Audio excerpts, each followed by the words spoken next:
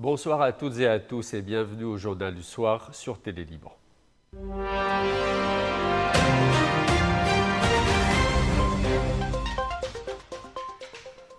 L'enquête sur l'explosion du port de Beyrouth connaît un nouveau tournant. Les autorités judiciaires poursuivent leurs démarches pour obtenir l'extradition d'Igor Gretchouskine, armateur russo-chypriote du navire Rosus arrêté en Bulgarie début septembre. Une procédure diplomatique et judiciaire désormais enclenchée près de 5 ans après la tragédie du 4 août 2020. Un 4 août qui reste gravé dans la mémoire des Libanais, plus de 200 morts, des milliers de blessés et une capitale dévastée. À l'origine, le nitrate d'ammonium transporté par le navire Rosus. Son armateur, Igor Gretchouskine, russo-chypriote, est accusé d'avoir affrété le navire.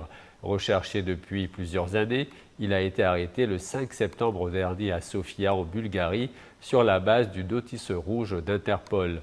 Le ministre libanais de la Justice, Adel Nassar, a reçu l'ambassadeur de Bulgarie au Liban, Ilhassan Tomov. Ensemble, ils ont évoqué la procédure d'extradition et salué la coopération judiciaire entre les deux pays.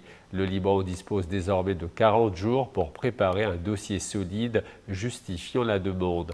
Un traité d'extradition bilatérale devrait faciliter le transfert de l'accusé vers Beyrouth. Gretchouskine avait été interpellé à son arrivée en provenance de Chypre. Depuis, les autorités libanaises multiplient les démarches diplomatiques pour accélérer son extradition.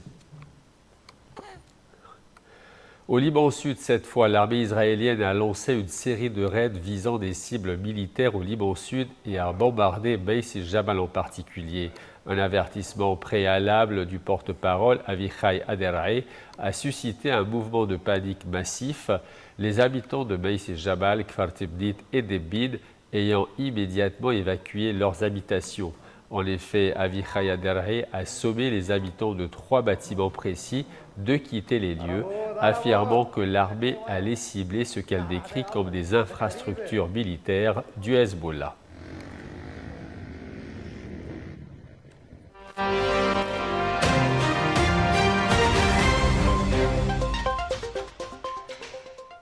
Selon une source diplomatique syrienne, Damas et Tel Aviv seraient proches d'un accord sécuritaire historique attendu avant la fin de l'année.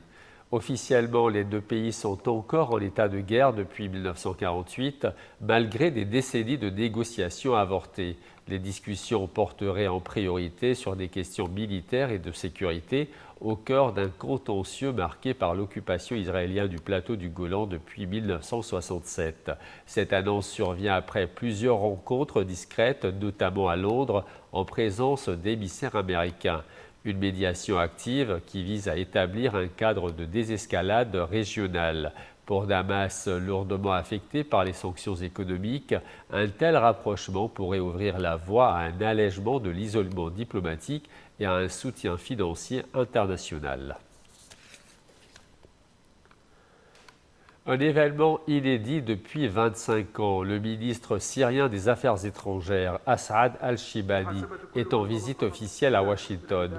2 dossiers dominent l'agenda.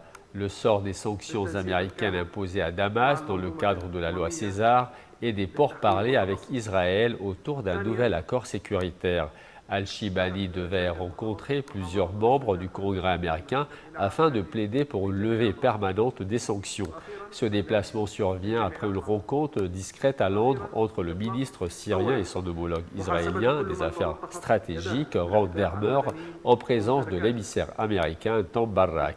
Un échange de 5 heures qui aurait porté sur un éventuel mécanisme de désescalade pour stabiliser la frontière. Mais derrière le volet sécuritaire, c'est l'économie syrienne qui reste l'enjeu majeur. Damas espère un assouplissement des sanctions qui pèsent lourdement sur la vie quotidienne et freinent toute relance. Nouvelle bataille diplomatique à New York. Le Conseil de sécurité de l'ONU doit voter ce jeudi sur un projet de résolution réclamant un cessez-le-feu immédiat et l'accès humanitaire à Gaza. Mais malgré le soutien de la majorité des membres, la menace d'un nouveau veto américain plane au moment où la famine et la guerre continuent de ravager le territoire palestinien. C'est une nouvelle tentative de la communauté internationale pour mettre fin au conflit.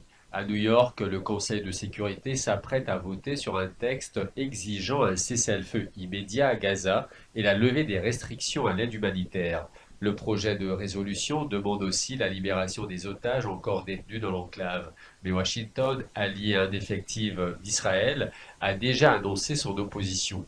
Les États-Unis ont utilisé à plusieurs reprises leur droit de veto ces derniers mois, suscitant la frustration et colère chez les 14 autres membres du Conseil.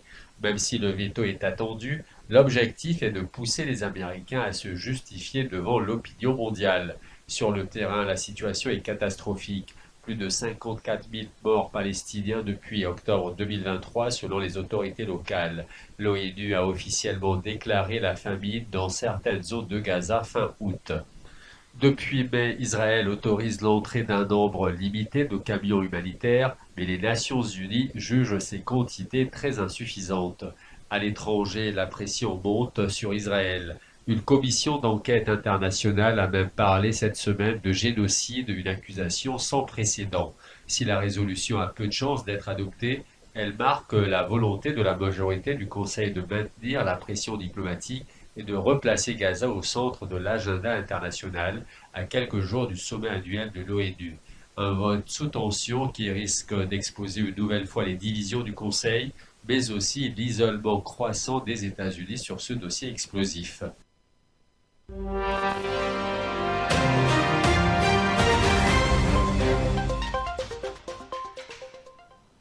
Colère sociale à nouveau dans les rues en France. Syndicats, enseignants, lycéens et salariés multiplient grèves et blocages pour dénoncer le choix budgétaire du gouvernement. Lycées fermés, transports perturbés et incidents dans plusieurs villes. Une mobilisation massive, la deuxième en une semaine, qui place l'exécutif sous haute pression. Dès l'aube, la contestation s'est invitée partout en France.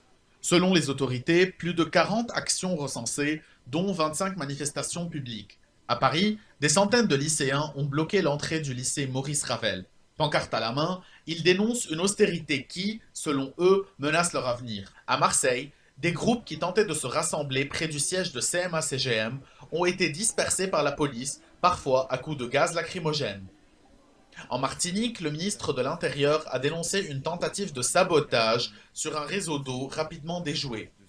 Les perturbations sont aussi très visibles dans les transports. La RATP a confirmé que la plupart des métros et RER ne circulent qu'aux heures de pointe. Côté train, de fortes perturbations touchent les intercités. Les pharmaciens rejoignent également le mouvement. 9 sur 10 ont baissé le rideau pour dénoncer la réduction des remises sur les génériques. Au total, jusqu'à 900 000 manifestants, une mobilisation qui rappelle par son ampleur les grandes journées contre la réforme des retraites en 2023. Les revendications sont nombreuses. Abrogation de la réforme des retraites, refus d'une nouvelle réforme de l'assurance chômage, défense des services publics et justice fiscale. Un dispositif de sécurité exceptionnel de 80 000 policiers et gendarmes a été déployé. Sur les réseaux, de nouveaux appels circulent déjà pour poursuivre la mobilisation dimanche, avec comme symbole des balais pour signifier la colère et le besoin de nettoyer la politique budgétaire. Malgré quelques gestes du gouvernement, la rue maintient la pression. Pour le Premier ministre Sébastien Lecornu, à peine entré en fonction, l'équation s'annonce redoutable. Contenir la colère tout en défendant un plan d'économie de 44 milliards d'euros. Après le faste royal de Windsor, place à la politique. Donald Trump a rencontré le Premier ministre britannique Keir Starmer pour la deuxième journée de sa visite d'État au Royaume-Uni. Commerce, investissement et droits de douane sont au cœur de l'agenda sur fond de polémique. Après l'adieu officiel au roi Charles III et à la reine Camilla, Donald Trump a pris la direction de Chequers, la résidence de campagne du Premier ministre britannique. Il s'entretient avec Keir Starmer lors d'une rencontre placée sous le signe de l'économie et du commerce. La veille, les ors de Windsor avaient servi de décor à un banquet fastueux. En présence de géants de la tech, Apple, Nvidia, OpenAI, rappelant l'importance du volet économique de cette visite. Les annonces sont spectaculaires. 150 milliards de livres d'investissement américains au Royaume-Uni, un partenariat technologique sur l'intelligence artificielle, le quantique et le nucléaire. En retour, le laboratoire britannique GSK promet 30 milliards de dollars aux États-Unis. Mais sur la question cruciale de l'acier, Keir Starmer rentre bredouille. L'exemption aux droits de douane de 25%, longtemps espérée, n'a pas été obtenue. La journée a aussi été ternie par des questions plus embarrassantes. L'affaire Epstein refait surface. Elle a déjà coûté son poste à l'ambassadeur britannique à Washington, Peter Mandelson, nommé par Starmer, malgré les liens avec le financier américain. Un scandale qui fragilise le Premier ministre, critiqué jusque dans son propre camp. Au cœur de Palerme, un palais d'époque renaît. Ses façades richement décorées, ses salons ornés, ses fresques rares racontent une histoire d'élite, d'art et d'architecture. Bien plus qu'un simple bâtiment, ce palais est le témoin silencieux des fastes passés et de la singularité sicilienne, où les cultures normandes, arabes et maroques se croisent encore aujourd'hui. Au cœur du centre historique de Palerme se dresse Palazzo Artale Tuminello. Construit au XVIIIe siècle pour le marquis Giuseppe Artale Procobelli, il fut achevé dans la seconde moitié du XIXe siècle. Ce palais, édifié sur 4 niveaux, révèle dès l'extérieur son raffinement. Un portail voûté, le noble étage, et au-dessus, un balcon central qui arbore fièrement un blason couronné, un lion rampant tenant un pic, symbole de force et de prestige. Les salons s'ouvrent sur un univers de fresques mythologiques.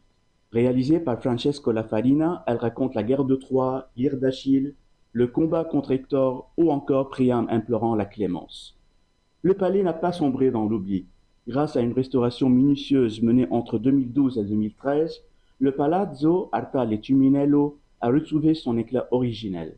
Aujourd'hui, ces espaces accueillent des événements exclusifs, conférences, concerts, mariages, banquets et séminaires. Plus qu'un monument, le Palazzo Artale est devenu un écrin pour l'art et le partage. Les visiteurs y découvrent non seulement une architecture sublime, mais aussi un lieu vivant, ouvert aux échanges et aux célébrations. Entre prestige historique et élégance contemporaine, il incarne l'âme de Palerme, une ville où l'histoire, l'art et la convivialité se mêlent en parfaite harmonie. Voilà, c'est la fin de ce journal. Merci à vous de votre fidélité et à très bientôt.